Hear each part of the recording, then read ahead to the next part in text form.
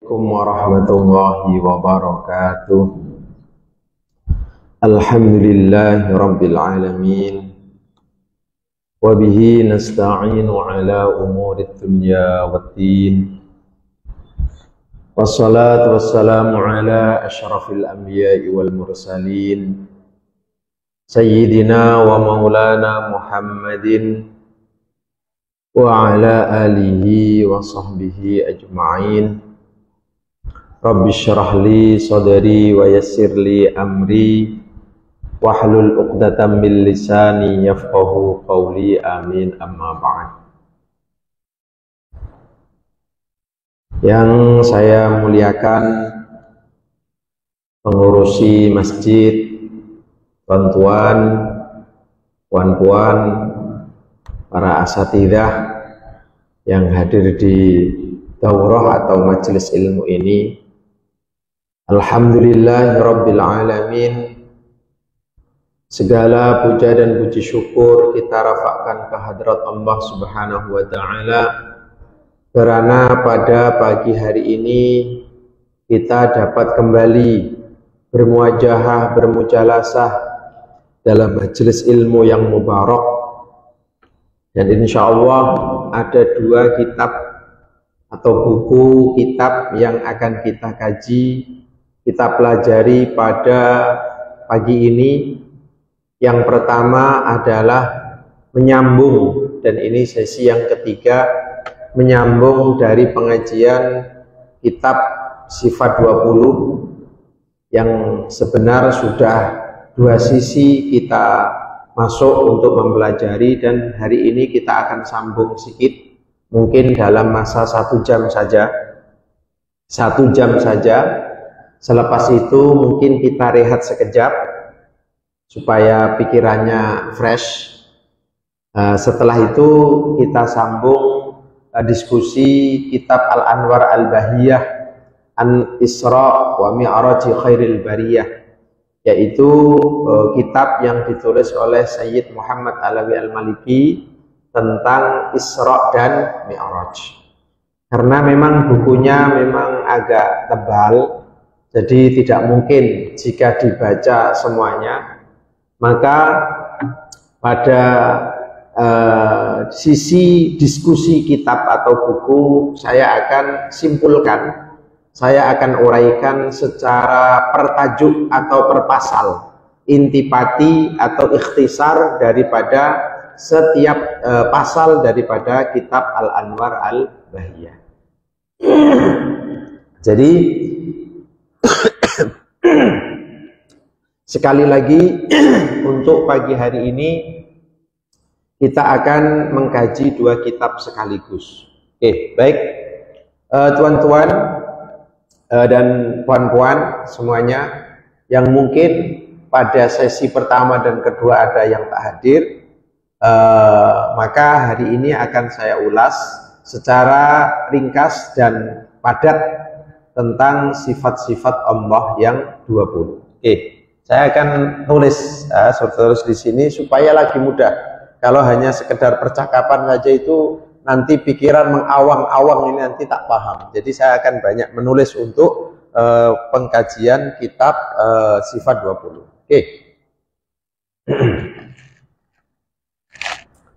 Ini sekali lagi adalah sesi yang ketiga. Jadi kalau tampak seperti bukan yang pertama, ya wajar karena ini sesi yang ketiga. Jadi yang terakhir kita akan membahaskan sifat itu. Oke. Secara ringkas, mengenal sifat Allah, mengenal sifat Allah, mengenal sifat-sifat Allah itu dibagi ada dua, ya.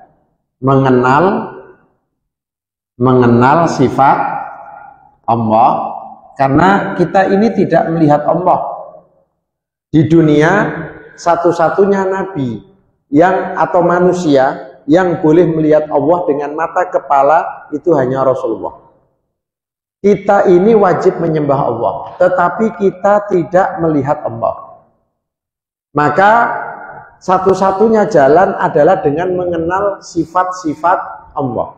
Karena kita tidak melihat Allah dan kita wajib menyembah Allah, ibadah kepada Allah, maka kita wajib mengenal sifat-sifatnya. Tak kenal maka tak cinta. Tak kenal maka macam mana kita akan betul-betul boleh menghamba kepada Allah karena kita tidak mengenalnya. Nah, mengenal sifat Allah dibagi jadi dua. Ada ijmali, global. Global itu maknanya, itu dalam buku sudah ada semua. Global itu maknanya kita wajib meyakini bahwa Allah ini sangat maha sempurna. Kesempurnaannya tak terhad. Karena jika Allah kesempurnaannya terhad pada sifat 20 misalkan, maka Allah bermakna tidak sempurna. Allah sangat maha sempurna dan bersih daripada segala kekurangan atau sifat-sifat yang tak patut. Itu makna mengenal Allah, meyakini secara ijmali. Kemudian yang kedua adalah tafsili. Mengenal sifat Allah secara terperinci. Terperinci itu maknanya kita wajib memahami, menghafal, meyakini sifat-sifat Allah. Nah, pada secara tafsili mengenal sifat Allah, ulama membaginya menjadi 3, yaitu sifat wajib, sifat mustahil, dan sifat jaiz atau harus. Sifat wajib bagi Allah, sifat mustahil bagi Allah, sifat jaiz bagi Allah. Sifat wajib secara tafsili, secara terperinci, yang wajib kita ketahui, wajib ini hukumnya, adalah sifat wajib 20. Wajib kita kenal. Wajib. Karena kalau kita tidak mengenal sifat-sifatnya, macam mana kita menyembah dengan sesungguhnya kepada Allah? Karena kita tidak melihat Allah, maka wajib mengenal sifatnya. Oke. Wajib itu sifat yang pasti dimiliki Allah. Tidak mungkin tidak dimiliki Allah, itu maknanya wajib. Itu maknanya wajib. Kemudian mustahil juga ada 20. Mustahil itu tidak mungkin dimiliki Allah. Sifat yang tidak mungkin dimiliki Allah. Ini kebalikan daripada sifat wajib. Kalau wajib 20, otomatis mustahilnya ada 20. Kemudian sifat jaiznya 1. Sifat jaiznya ada 1. Sifat jaiz adalah Allah mampu mencipta atau tidak mencipta. Allah mencipta atau tidak mencipta. Bukan kok mampu ya istilahnya. Allah mencipta atau tak mencipta. Kita ini mau dicipta Allah pun boleh, tak dicipta pun boleh. Allah nak cipta langit pun boleh, tak nak cipta pun boleh. Allah nak cipta bumi atau tak nak cipta bumi itu boleh. Itu namanya jaiz, sifat jaiz. Oke. Nah, sifat jaiz, sifat wajib Allah dibagi menjadi 4. 20 ini dibagi menjadi 4. Dibagi menjadi 4. Sifat wajib bagi Allah dibagi menjadi 4. 1 nafsiyah.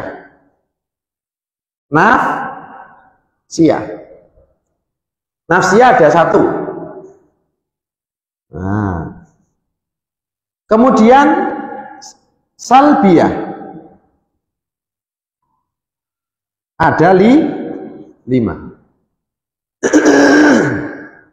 Salbiyah ada 5. Kemudian ma'ani ada 7. Kemudian yang berikutnya makna wiyah ada 7 juga. Oke. Ini sifat wajib 20 bagi Allah yang wajib secara tafsili kita kenal, kita paham. Sekali lagi, wajib hukumnya kita mengenal sifat Allah. Wajib, karena kita tidak melihat Allah. Wajib hukumnya mengenal Allah. Wajib. Nah, yang wajib, sifat-sifat Allah yang wajib kita kenal yang macam mana? Yang tafsili ini. Kalau ijmali kan global, cukup kita yakini bahwa Allah sangat maha sempurna, kesempurnaannya tak terhad, tak terbatas, dan seterusnya. Allah bersih dari kekurangan, sifat yang tidak patut, itu secara ijmali. Secara tafsiri terperinci ini yang wajib kita ketahui. Sifat wajib Allah 20. Nah, 20 itu masih diperinci. Nafsiyah 1, salbiyah 5, ma'ani 7, maknawiyah ada 7. Ini sebenarnya kan mengulang kan, supaya ada koneksi lah dengan penjelasan yang dulu. Kalau tiba-tiba saya bahas ma'ani nanti, waduh, sudah lupa yang kemarin. Nah, kacau itu nanti. Oke. Nafsiyah ada satu saja, yaitu sifat wujud. Apa nafsiyah? Sifat nafsiyah itu adalah sifat yang menunjukkan kewujudan Allah. Nafsiyah adalah satu sifat yang menunjukkan kewujudan Allah, eksistensi Allah, tanpa melihat sifat-sifat yang lain. Sekali lagi, nafsiyah adalah, memang cara ulama mendefinisikan beza-beza. Ada yang mendefinisikan begini, nafsiyah adalah sifat yang dengan itu Allah wujud, boleh. Atau nafsiyah adalah sifat yang menunjukkan kewujudan atau eksistensi Allah lepas dari sifat, tanpa memandang sifat-sifat yang lain. Yang penting wujud. Contoh begini. Apa sudah di rumah, apa ada orang? Yang penting dijawab ada. Yang penting kan ada. Siapapun siapapun tak peduli. Yang penting ada. Nah, nafsiyah itu sifat yang menunjukkan kewujudan Allah, eksistensi Allah, tanpa memandang sifat-sifat yang lain. Yang penting wujud, itu saja. Makanya nafsiyah itu ada sifat wujud. Paham ya? Kemudian salbiyah ada 5. Qidam, baqa, mukhalafah lil khawatis, qiyamuhu binafsi, wahda, niat. 1, 2, 3, 4, 5. Qidam, baqa, mukhalafatul khawatis, qiyamuhu binafsi, wahda, niat. Qidam dahulu, tidak ada permulaannya. Satu-satunya yang qidam atau qadim ya, sama. Qidam, qadim, hudus, hadis itu sama. Qidam dan qadim ya, secara umum maknanya sama. Satu-satunya yang qidam dan qadim itu hanya Allah. Selain Allah pasti hadis. Hadis itu baru. Baru itu dari tidak ada menjadi ada. Atau ada tapi didahului ketiadaan. Selain Allah pasti hadis, pasti makhluk. Siapapun pasti makhluk, mau arash, mau kursi, mau surga, mau neraka, mau kolam, semua makhluk. Satu-satunya yang tidak makhluk, yang qadim hanya Allah. Allah yang qadim, masih wahu, selainnya pasti makhluk. Dan makhluk itu pasti hadis. Hadis itu macam mana? Dari tidak ada, kemudian jadi ada, karena dicipta oleh Allah. Selain Allah pasti hadis, hudus. Satu-satunya yang qidam atau qadim hanya Allah. Terus kemudian baqa, ini sekali lagi mengulang secara cepat saja supaya mengingatkan pelajaran yang tempo dulu. Baqa kekal. Allah tidak ada habisnya. Allah tidak ada habisnya. Kalau Allah ini habis, bermakna Allah tidak wujud. Iya, tidak wujud, karena kalau sudah habis berarti Allah tak wujud, kan begitu. Allah wajib wujud selalu. Allah wajib wujud selalu wujud. Mukhalafatul hawadis. Allah berbeza dengan makhluk. Apapun yang kau bayangkan tentang Allah, Allah tidak seperti apa dalam bayanganmu. Secara mutlak, zatnya beza dengan makhluk, sifatnya beza dengan makhluk, perbuatannya juga beza dengan makhluk. Allah secara mutlak berbeza dengan makhluk. Apa yang kau bayangkan tentang Allah, Allah tidak seperti apa dalam bayanganmu. Zatnya beza dengan makhluk, sifatnya beza dengan makhluk, perbuatannya pun beza dengan makhluk. Itu mukhalafatul lil hawadis. Qiyamu binafsi. Qiyamu binafsi itu Allah wujud dengan sendirinya tanpa memerlukan yang lain. Justru selain Allah yang perlu sama Allah. Karena apa? Selain Allah ini makhluk. Makhluk ada karena Allah. Allah ada bukan karena makhluk. Jadi Allah tidak memerlukan makhluk, makhluk yang perlu sama Allah. Allah ada tidak memerlukan makhluk, makhluk ada karena Allah. Bermakna makhluk ini memerlukan Allah. Itu qiyamuhu binafsihi. Kemudian wahdaniyat, ini sekali lagi juga mengulang kan, satu zatnya, satu sifatnya, satu perbuatannya. Zat Allah tidak ada dua, juga tidak terdiri dari beberapa juzuk. Kalau kita kan terdiri dari beberapa juzuk, ada kepala, ada tubuh, sudah ada tulang, ada darah, ada kulit, ada daging, apalagi ada kuku, ada rambut. Kita terdiri daripada juzuk, tapi Allah tidak seperti itu. Allah tidak ada dua, Allah juga tidak terdiri dari beberapa juzuk. Oke, sifatnya Allah juga satu. Maksudnya satu, qadim kudratnya satu, iradahnya satu, ilmunya satu. Bukan kalau ada dua. Kalau ada dua nanti macam mana? Kudrat sama kudrat mencipta. Tidak mungkin. Karena ada kudrat dua, maknanya ada satu benda hasil daripada dua kudrat. Tidak mungkin. Sifat Allah satu. Sifat Allah satu. Dan selain Allah, tidak ada yang memiliki sifat seperti Allah. Hampir kadang-kadang seperti mirip dengan mukhalafah lil hawadis. Ya, mukhalafah lil hawadis. Contoh misalkan ada orang bertanya demikian, Ustaz, Allah punya ilmu, saya juga punya ilmu. Sama kan? Sama, berarti sama-sama punya ilmu. Iya, tapi hanya sama dalam namanya saja. Makna dan juga hakikatnya tidak sama sekali. Oke? Allah punya ilmu, saya juga punya ilmu. Iya, tapi ya hanya sebatas pengucapan saja, lafaz saja. Tapi maknanya, kandungannya, maksud dan hakikatnya beza mutlak dengan makhluk. Termasuk wahdaniyat, apapun yang terjadi di alam ini, perbuatan apapun yang ada di alam ini, itu yang melakukan adalah Allah. Yang melakukan adalah Allah. Makanya kita ini dicipta Allah, juga perbuatan kita dicipta oleh Allah. Wallahu khalaqakum wa ma ta'malun. Wallahu khalaqakum wa ma ta'malun. Kau diciptakan Allah, perbuatanmu juga dicipta oleh Allah. Kau dicipta Allah, perbuatanmu juga dicipta Allah. Udah ada orang bertanya, Ustaz, kalau kita dicipta Allah, oke, saya sudah paham. Tapi kalau perbuatan kita dicipta Allah, itu macam mana maksudnya?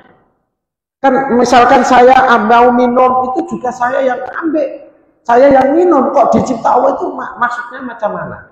Saya nak ulas ringkas. Yang dulu itu saya ulas ini tak? Sudah ulas ya kalau tak silap ya. Oke, saya ulas ringkas saja. Perbuatan hamba.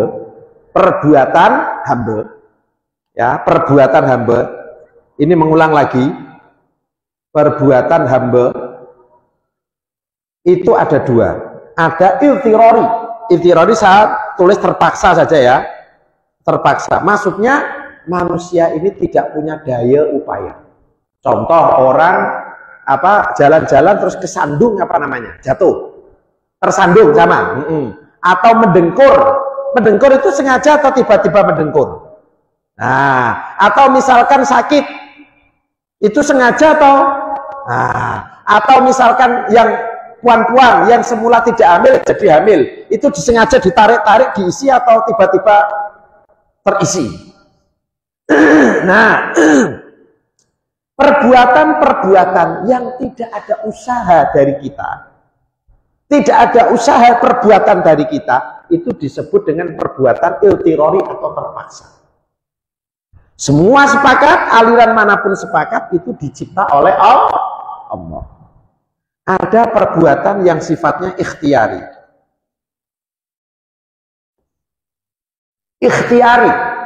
Ikhtiari itu bermakna kita ada usaha. Kita ada usaha. Misalkan kita nak minum, ada usaha kita minum. Kita nak berjalan pun ada usaha nak berjalan. Kita nak tidur pun ada usaha nak tidur. Nah itu namanya perbuatan yang ikhtiari. Perbuatan yang ikhtiari. Kita punya usaha. Kita punya keinginan. Nah, di sini Ahlussunnah memiliki konsep kasab. Kasab. Mudahnya begini ya, supaya kita lagi mudah. Jadi kita gini, perbuatan kita dicipta Allah, tapi kita punya ikhtiar, punya usaha. Perbuatan kita dicipta Allah, tapi kita punya usaha, kita punya ikhtiar. Macam mana itu merasionalitaskan pemahaman seperti itu? Perbuatan dicipta Allah, tapi kita punya usaha, punya pilihan. Saya akan buat contoh, ini mengulang lagi sebenarnya. Saya buat contoh kereta. Masih ingat tak? Masih ingat? Kereta. Ya kan, kereta yang normal lah, normal, bagus, boleh. Yang buat kereta siapa? Kilang. Kilang kan? Kilang sudah men-setting kereta ini boleh berjalan, boleh mundur, boleh pusing kanan, boleh pusing kiri, berhenti pun oke, mau laju pun oke, mau pelan-pelan pun oke, semua sudah disetting, dicipta oleh kilang. Sudah disetting semuanya. Kemudian dinaiki oleh kita memandu.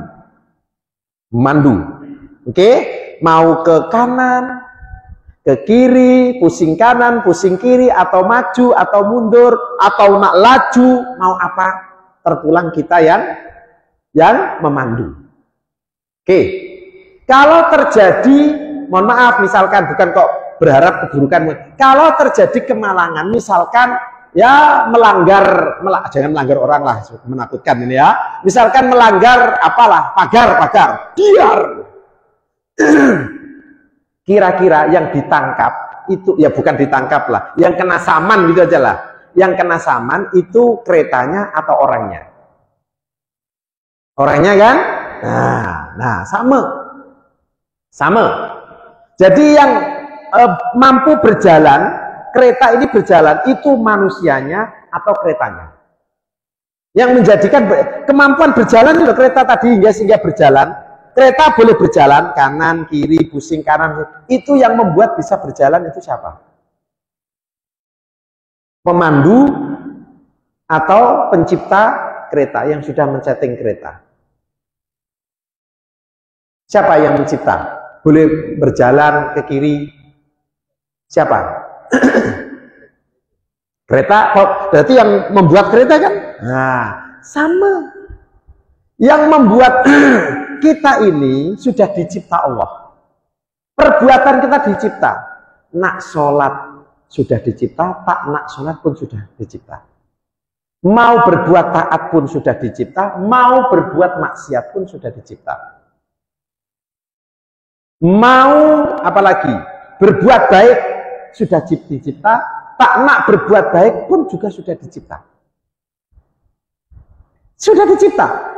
Mau berangkat ke sini belajar ilmu sudah dicipta, tak nak belajar ya sudah dicipta. Allah sudah menciptakan itu pada diri kita. Tapi pilihan ada pada kita. Nak datang ke majelis ilmu sila, tak nak pun sila. Kalau datang ke majelis ilmu dapat pahala, kalau tak datang ke majelis ilmu ya tak mungkin dapat pahala. Kalau Allah sudah mencipta, mau sholat pun boleh, tak nak sholat pun boleh. Sila sudah dicipta Allah. Perbuatan itu sudah dicipta Allah untuk kita. Kau kerjakan sholat dapat pahala, kau tinggalkan sholat masuk neraka. Semua tanggung jawab ada pada kita. Karena kita yang memiliki ikhtiar, kita yang memiliki usaha. Boleh dipaham tak? Jadi Allah sudah menciptakan perbuatan kita. Mau sholat oke, mau tak sholat pun oke. Mau datang ke majelis ilmu oke, tak mau datang pun oke. Sudah dicipta Allah. Pilihan ada pada kita. Datang dapat pahala, tak datang tak dapat pahala. Sholat dapat pahala masuk surga, tak sholat masuk neraka. Jadi sama seperti tadi kereta. Kereta sudah dicipta oleh kilang, disetting boleh berjalan ke depan atau ke belakang, pusing kanan, pusing kiri, berhenti, laju, pelan, sudah disetting oleh kilang. Ya kan? Nah, terus dikendarai oleh kita. Kau laju, pelan, kanan, kiri, semua tanggung jawab ada yang memandu. Sama. Allah sudah ciptakan kita, perbuatan itu. Mau sholat, tak sholat, sudah dicipta. Kau gunakan sholat atau tak sholat, kau yang bertanggung jawab. Jadi jangan sampai ada orang mengatakan demikian. Nah ini, misalnya, Ustaz, saya ini nak jadi masuk surga. Terus, tapi saya ini berbuat maksiat. Lah terus macam mana? Lah saya ini nak masuk surga tapi berbuat maksiat. Lah saya ini nak berbuat baik tapi Allah mentakdirkan saya berbuat maksiat. Tak ada begitu. Jangan menggunakan istilah seperti itu. Tak boleh. Orang itu melakukan dosa, orang melakukan maksiat itu ada keinginan sendiri. Ada tak orang berbuat dosa karena terpaksa? Tak ada. Kau berzina, kau punya keinginan. Kau minum khamr, kau punya keinginan. Tidak ada kok. Saya nak jadi baik, tapi kok tak jadi baik? Berarti Allah mentakdirkan saya tak baik. Loh tak ada kok Allah. Ini berarti Allah membuat saya tidak baik. Loh tak ada seperti itu. Kau berbuat tidak baik, kau berbuat maksiat, itu pasti ada ikhtiar. Keinginanmu sendiri. Tidak ada ini saya dipaksa Allah. Loh kok dipaksa Allah itu? Kamu punya keinginan, kalau ikhtiarmu itu yang akan dihukum oleh Allah. Jadi jangan dicakap saya ini nak berbuat baik, tapi kenapa Allah buat saya ini tidak baik? Loh tidak ada. Tidak ada kok Allah nak berbuat saya tidak baik. Kau berbuat maksiat itu karena di hatimu ada keinginan berbuat maksiat. Dan itu yang akan dipilih, yang dihukum oleh Allah. Oke, ya ini tentang salbiyah. Salbiyah adalah sifat-sifat Allah yang sifat-sifat yang untuk membersihkan Allah dari segala sifat-sifat yang tidak patut. Semua yang tidak patut dibersihkan daripada Allah Subhanahu wa taala. Makanya dulu sudah pernah saya urai, sifat salbiyah itu hakikatnya sangat banyak, ya kan? Tidak hanya ada 5, cuma ulama hanya menetapkan 5 karena ini adalah sifat yang asas. Dengan memahami 5, hakikatnya kita telah memahami seluruh sifat-sifat Allah yang salbiyah. Paham tak ini? Ya, jadi sifat salbiyah hanya ditetapkan 5, walaupun salbiyah sangat banyak. Karena salbiyah adalah membersihkan segala sifat-sifat yang tidak patut daripada Allah. Allah tidak diperanakkan, Allah tidak melahirkan, Allah tak punya anak, Allah tidak kantuk, Allah tidak tidur, dan seterusnya. Allah tidak beristri, Allah tidak tidur. Itu semua dibersihkan daripada Allah. Itu namanya salbiyah. Tetapi ulama mencukupkan hanya dengan yang 5. Oke, kemudian ma'ani. Ma'ani dan ma'nawiyah ini hakikatnya adalah talazum, beda tapi tak boleh dipisahkan. Beza tapi tak boleh dipisahkan. Ya, ma'ani dan ma'nawiyah. Mudahnya begini, ini untuk mengulang lagi. Ma'ani ini kan ada 7 ya. 1 kudrat, iradat, ilmu, hayat, sama, basor, kalam. Kudrat kuasa, iradat berkehendak, Allah tidak bisa dipaksa. Ilmu mengetahui apapun, hayat hidup, sama mendengar apapun, basor melihat apapun, kalam Allah boleh berkalam. Allah tidak diam. Karena jika Allah ini diam atau Allah ini bisu, maka itu begini, Allah ini tidak bisu, yang bisu itu cacat. Allah pun tidak diam, karena jika Allah diam, kadang berkalam, kadang diam, bermakna bukan sifat ma'ani namanya. Sifat ma'ani itu sifat yang selalu ada pada Allah, tidak pernah lepas dari Allah. Sifat yang selalu ada pada Allah, qaimatun bidatihi, selalu ada pada Allah, selalu ada pada Allah. Allah tidak diam, berkata, diam, tidak. Dan ini berbeza dengan akidahnya Wahabi. Wahabi tidak seperti ini. Wahabi itu meyakini Allah kadang berkalam, kadang diam, berkalam, diam. Makanya Al-Quran menurut Wahabi ini hadis, tidak qadim. Al-Quran itu hadis menurut Wahabi. Semula tidak ada menjadi ada. Ya, semula tidak ada kemudian menjadi ada. Ma'ani. Ma'ani itu sifat yang selalu ada pada Allah. Allah tidak memiliki sifat sebaliknya. Ya, itu sifat apa? Ma'ani. Ma'ani, kudrat. Gini, ma'ani dan maknawiyah itu saling saling berkait. Mudahnya begini. Misalkan saya punya ilmu. Maka saya dikira orang yang berilmu.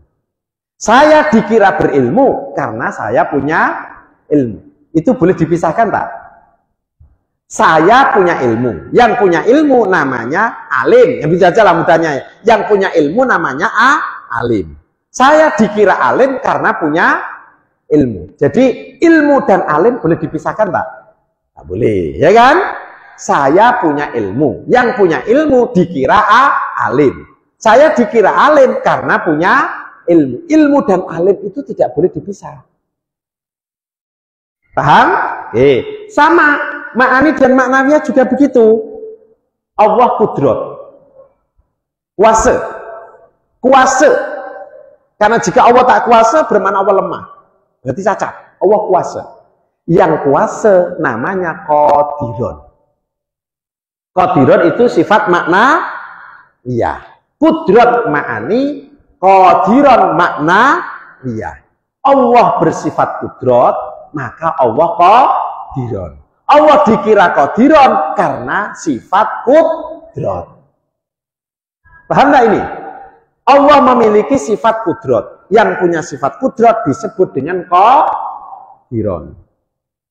Yang punya sifat kudrat dikira dengan qadiron. Allah dikira dengan qadiron karena punya sifat kudrat.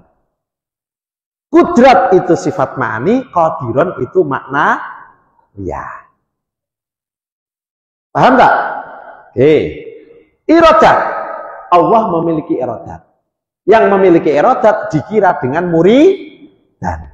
Allah dikira dengan muridan karena punya iradat. Ya kan begitu? Iradat itu ma'ani, muridan itu makna iya. Saya ulang. Allah punya sifat iradat, ma'ani. Yang punya sifat iradat dikira dengan muridan. Allah dikira dengan muridan karena punya sifat iradat. Bertalazum, tidak boleh dipisahkan. Ilmu. Allah memiliki sifat ma'ani ilmu. Mengetahui apapun. Kalau iradah berkehendak, apapun semua dikehendaki Allah. Tidak ada yang tidak dikehendaki Allah. Di dunia ini tidak ada yang lepas dari kehendaknya Allah. Oke? Ilmu, semua yang ada di muka bumi ini, di alam semesta ini, sudah sesuai dengan ilmunya Allah. Allah punya ilmu. Yang memiliki ilmu namanya aliman. Allah dikira dengan aliman karena Allah punya ilmu. Begitu terus. Jadi ilmu dan aliman ini tidak boleh dipisah. Hayat, hidup. Hayat itu hidup. Karena kalau Allah ini mati, mana mungkin wujud alam ini. Yang mati tidak boleh mencipta, mewujudkan. Allah punya hayat. Yang punya sifat hayat namanya hayyan. Allah dikira dengan hayyan karena punya sifat hayat. Talazum. Sama. Mendengar. Apapun didengar. Bersuara atau tak bersuara. Yang punya sifat sama dikira dengan sami'an. Dikira dengan sami'an karena punya sifat sama. Kan begitu. Ma'ani, maknawiyah. Basar, melihat apapun. Sama ada yang ada warna atau yang tak ada warna. Dilihat oleh Allah. Yang memiliki sifat basar dikira dengan Allah dikira dengan basiron karena punya sifat basar. Talazum, ma'ani dan maknawiyah. Kalam, Allah memiliki sifat ma'ani kalam. Selalu ada pada Allah. Bukan kok Allah bisu, bukan kok Allah diam, Allah selalu berkalam. Allah selalu berkalam. Dan kalamnya boleh didengar oleh para malaikat, oleh para nabi. Walaupun tak ada suara menurut Asy'ariyah ataupun Maturidiyah. Yang punya sifat kalam dikira dengan mutakalliman. Dikira dengan mutakalliman karena memiliki sifat kalam. Jadi sifat ma'ani dan maknawiyah itu ya satu-satu kesatuan. Yang punya ma'ani otomatis punya maknawiyah. Punya maknawiyah karena punya ma'ani. Boleh dipaham tak ini? Boleh dipaham ya Tuan ya? Mudah atau sulit? Insya Allah mudah. Nah ini. Jadi kudrat, qadiron, iradat, muridan, ilmu, aliman, hayat, hayyan, sama, sami'an, basar, basiron, kalam, mutakalliman. Itu cara kita memahami sifat wajib 20. Itu yang wajib kita ketahui. Wajib kita kenal. Jangan sampai meyakini Allah bisu. Jangan sampai meyakini Allah ini buta. Jangan sampai kita meyakini Allah ini tuli tak mendengar. Tak boleh. Itu semua adalah sifat-sifat cacat. Sifat-sifat kekurangan. Dan kita tidak boleh menisbahkan sifat kekurangan kepada Allah. Ya, kita tidak boleh menisbahkan sifat kekurangan kepada Allah. Oke. Hitam, tadi apa? Kudrat, iradat, ilmu, hayat, sama, basar, kalam. Boleh dipahami ini? Oke. Setelah itu kita akan ulas karena yang kemarin itu sebenarnya kita tinggal menjelaskan sifat ma'ani dan maknawiyah. Tapi apa? Ini saya tambah sedikit. Nanti selepas itu saya buka soal jawab untuk pengajian sifat ini. Selepas itu kita lihat sekejap saja. Kita sambung dengan pengajian kitab Isra dan Mi'raj. Tadi saya katakan sifat salbiyah itu hakikatnya ada banyak. Tidak hanya 5. Karena salbiyah itu adalah apa? Menghilangkan apapun sifat-sifat yang tak patut, tak layak bagi Allah. Apapun. Itu salbiyah. Tetapi ulama hanya mencukupkan ada 5. 5 ini adalah sifat asas. Dengan memahami 5, kita akan memahami seluruh sifat-sifat salbiyah Allah. Oke. Adapun ma'ani adalah sifat yang selalu ada pada Allah. Qaimatun bidzatihi. Dan karena Allah memiliki sifat ma'ani akan melahirkan hukum maknawiyah. Jadi maknawiyah adalah hukum yang lahir dari sifat ma'ani. Karena jika Allah punya ma'ani, otomatis Allah punya maknawiyah. Maknawiyah adalah hukum yang lahir dari sifat ma'ani. Allah memiliki ma'ani, otomatis memiliki sifat maknawiyah. Dan sifat ini selalu ada pada Allah. Makanya sifat ma'ani dikira dengan sifat zat. Selalu ada pada Allah. Tidak kok hilang atau sebaliknya. Berbeda dengan sifat perbuatan, tuan-tuan dan puan-puan ini. Kalau sifat fi'il Allah, perbuatan Allah, itu adalah sifat yang dimiliki Allah, tapi Allah pun memiliki sebaliknya. Itu perbuatan. Sama seperti tuan lah. Boleh mengerjakan ini atau tak mengerjakan. Allah sama.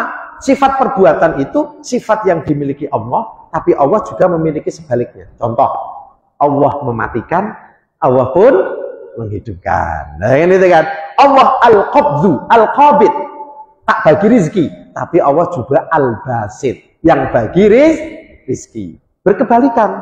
Nah, sifat-sifat yang boleh berkebalikan seperti ini dikira dengan sifat fi'al, sifat perbuatan. Nah, al-asma'ul husna, asma Allah. Asma dan sifat itu beza.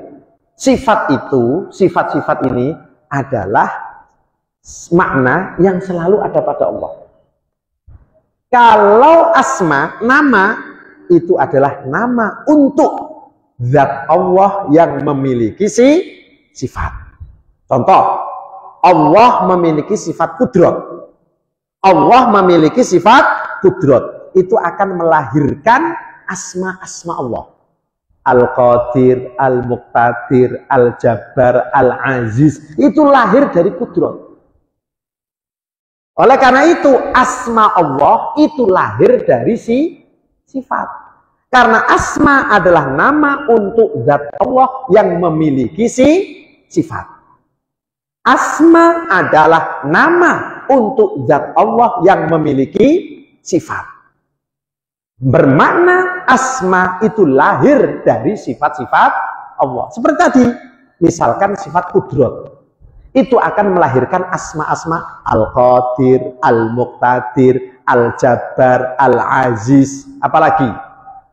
Al-Aziz, banyaklah. Nanti sifat apa lagi yang paling banyak melahirkan si Asmaul Husna itu sifat perbuatan Allah. Itu paling banyak melahirkan apa? Melahirkan asma. Jadi Al-Asmaul Husna itu lahir dari sifat ma'ani Allah dan sifat perbuatan Allah. Itu akan melahirkan asma-asma. Karena itu apabila ada orang memahami asma Allah dengan baik, maka hakikatnya dia telah memahami sifat Allah. Tapi kita wajib belajar sifat terlebih dahulu untuk kita. Karena apa? Al-Asmaul Husna itu lahir dari sifat-sifat Allah. Baik sifat zatnya Allah seperti sifat ma'ani maupun sifat perbuatan. Tapi yang lagi banyak, Al-Asmaul Husna itu lahir dari sifat perbuatannya Allah. Sehingga muncul asma-asma itu. Oke. Kalau lagi ilmiah lagi, sifat ma'ani itu menurut kelompok Maturidi, menurut kelompok Maturidiyah itu yang sebenarnya ditambah satu lagi, namanya sifat takwin. Namanya sifat takwin. Nah, tetapi ini tak payah saya sampaikan lah, nanti jadi malah kemana-mana lagi. Tapi kita cukup paham saja bahwa ini adalah metodenya Asy'ariyah. Dan yang perlu saya jelaskan di sini nih, saya ulang-ulang nih, Asy'ariyah dan Maturidiyah itu tidak memiliki akidah baru. Catat besar-besar ini. Asy'ariyah dan Maturidiyah tidak memiliki akidah baru. Tidak menciptakan akidah baru. Catat besar-besar ini. Akidah Asy'ariyah dan Maturidiyah itu sama dengan akidahnya salaf. Akidah Asy'ariyah dan Maturidiyah itu sama dengan akidah salaf. Usul akidahnya, usuluddinnya sama dengan akidah salaf. Nah terus kenapa kok Asy'ariyah Maturidiyah ini memiliki nama baru? Yang baru dari Asy'ariyah ini hanya metode. Metode untuk apa? Memperkasa akidah Ahlussunnah wal Jamaah dan menjawab syubhat-syubhat aliran sesat. Itu yang baru dari Asy'ariyah dan Maturidiyah. Kita kena paham nih. Jadi jangan sampai nanti kenapa kita ikut Asy'ariyah Maturidiyah, kenapa tak ikut ulama salaf? Kan begitu kan? Nah, saya jawab, akidah Asy'ariyah dan akidah Maturidiyah, usuluddin, usul Ahlussunnah wal Jamaahnya sama dengan akidahnya salaf. Sama dengan akidahnya Imam Syafi'i dan seterusnya. Yang baru dari Asy'ariyah dan Maturidiyah adalah metode untuk memperkasa akidah Ahlussunnah wal Jamaah. Dengan cara apa? Menyusun, membina hujah-hujah.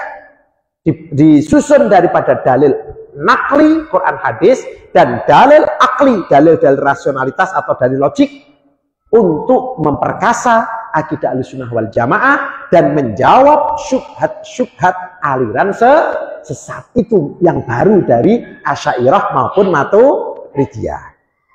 Dan kenapa kok dikira dengan Asy'ariyah Maturidiyah? Karena saat itu kemunculan Asy'ariyah dan Maturidiyah ini betul-betul menjawab atau betul-betul menghantam, membelasah aliran-aliran sesat.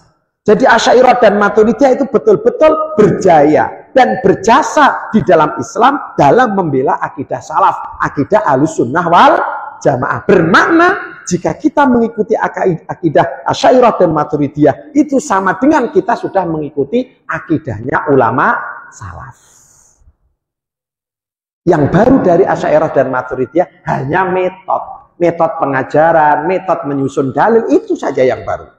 Tapi secara akidah tidak ada yang baru. Boleh dipahami ini? Nah, oke. Kita untuk yang sesi sifat kita selesai, tapi saya akan buka soal jawab dulu. Kita nanti rehat sekejap. Rehat sekejap biar fresh, karena kita guna kitab yang baru. Karena kalau langsung tiba-tiba tukar kitab itu, wah nanti kurang fresh lah ini. Nah, supaya pikiran agak sedikit fresh, kita rehat, kita tanya soal jawab kalau ada. Lepas itu kita rehat sekejap.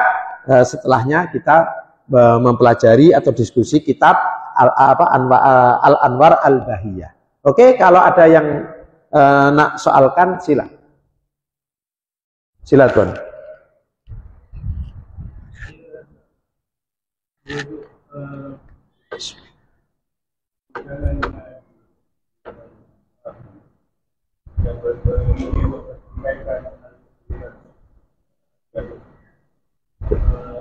Macam menolak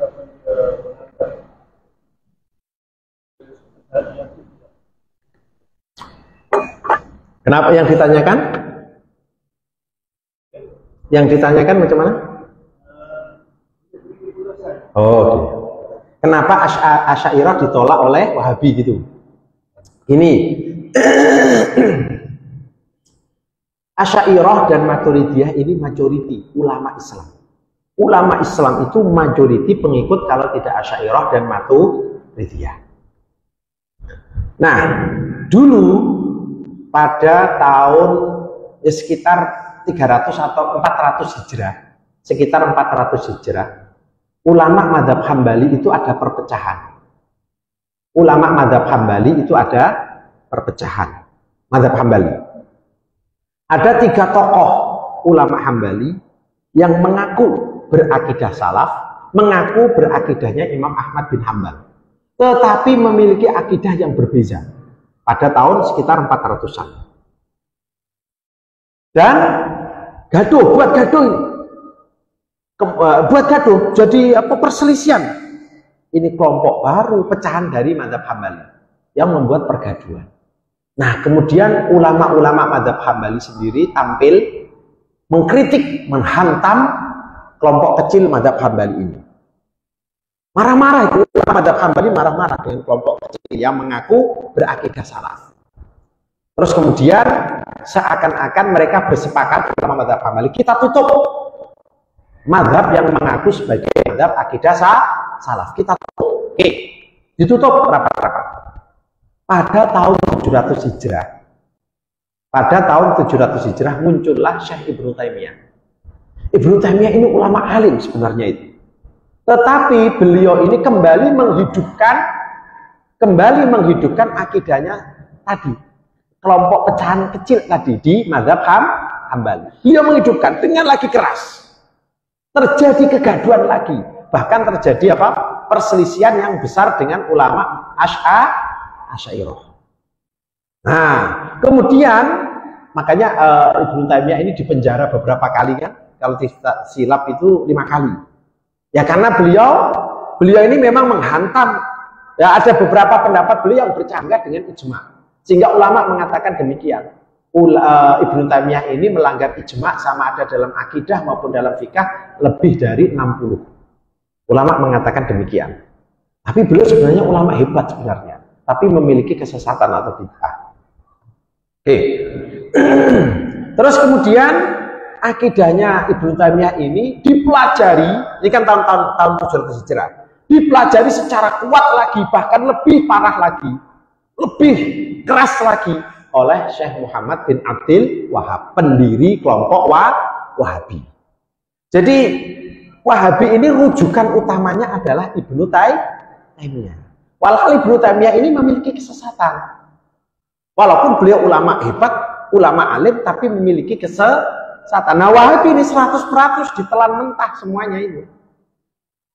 Bahkan lebih keras, lebih kuat, lebih power daripada Ibnu Taimiyah itu sendiri.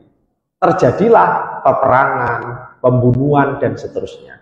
Akhirnya dakwahnya Syekh Muhammad bin Abdul Wahab diteruskan oleh kelompok Wahabi. Jadi itu memang dimulakan daripada Ibnu Taimiyah. Dari awal sudah tidak bersetuju. Tapi ini kelompok kecil. Wahabi ini kelompok kecil. Tapi karena mereka ini sering buat kitab, sering tulis-tulis kitab, dananya juga besar, akhirnya Pak, ya membuat kegaduhan sampai sekarang. Walhal ulama-ulama besar hampir semuanya berakidah kalau tidak Asy'ariyah pasti Maturidiyah. Itu yang perlu perlu diketahui. Dan mereka ini kadang-kadang sering copot, ambil ucapan-ucapan ulama Ahlussunnah wal Jamaah ketika tampak sama dengan akidah mereka. Tapi kalau tak sama ya dihantam habis-habis. Kalau sama diambil. Kadang-kadang ucapan ulama pun dipotong-potong. Betul itu dipotong-potong itu. Dipotong untuk menyokong akidah mereka. Kalau tak dipotong akan tampak akidahnya berbeza dengan ulama yang dia ambil ucapannya. Itu Wahabi. Memang banyak dari mereka yang berbuat curang seperti itu. Saya tak cakap semuanya, tapi ramai dari mereka yang berbuat curang. Ambil perkataan ulama, kemudian kadang-kadang dipotong, yang sekira tidak menyokong pendapatnya ini dibuang. Kadang begitu mereka itu. Itu kurang lebihnya. Apalagi ada juga ulama-ulama hadis, tidak semuanya ya, ini pun kecil, ulama hadis yang agak cenderung tasbih, menyerupakan Allah dengan makhluk. Dan ulama hadis yang seperti ini diambil juga oleh Wahabi. Contoh, menyatakan bahwa Allah yang berada di atas menara itu lagi berhampiran dengan Allah daripada yang di bawah. Yang ada di atas gunung lagi berhampiran dengan Allah daripada yang di bawah. Nah, seperti ini kan sudah meyakini Allah memiliki fisikal lah.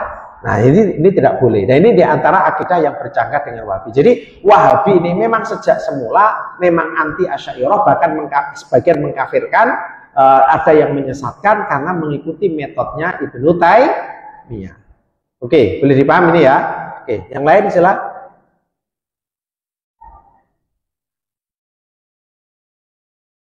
Sifat 20 ini hanya untuk memudahkan.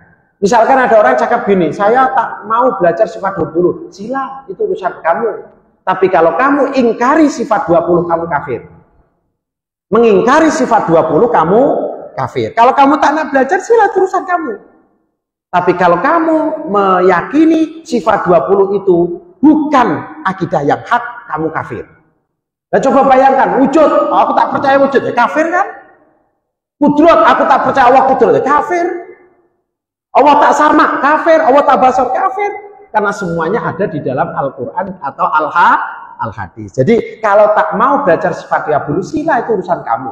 Tapi mengatakan bahwa sifat 20 ini tak ada dalam Islam, kafir. Karena itu ada di dalam Al-Quran. Begitu loh maksudnya. Yang lain sila.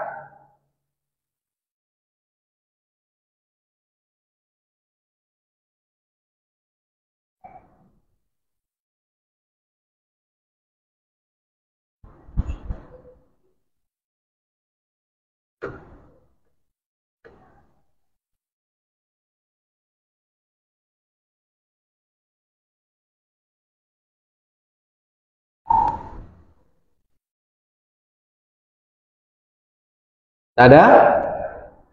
Oke, kalau tak ada kita rehat biar nanti untuk mempelajari yang ini apa? Isra dan Mi'raj pikirannya agak sedikit fresh. Oke, kita rehat berapa menit? 10 menit ya? Cukup 10 menit? Oke, 10 menit. Kita rehat 10 menit. Wassalamualaikum warahmatullahi wabarakatuh.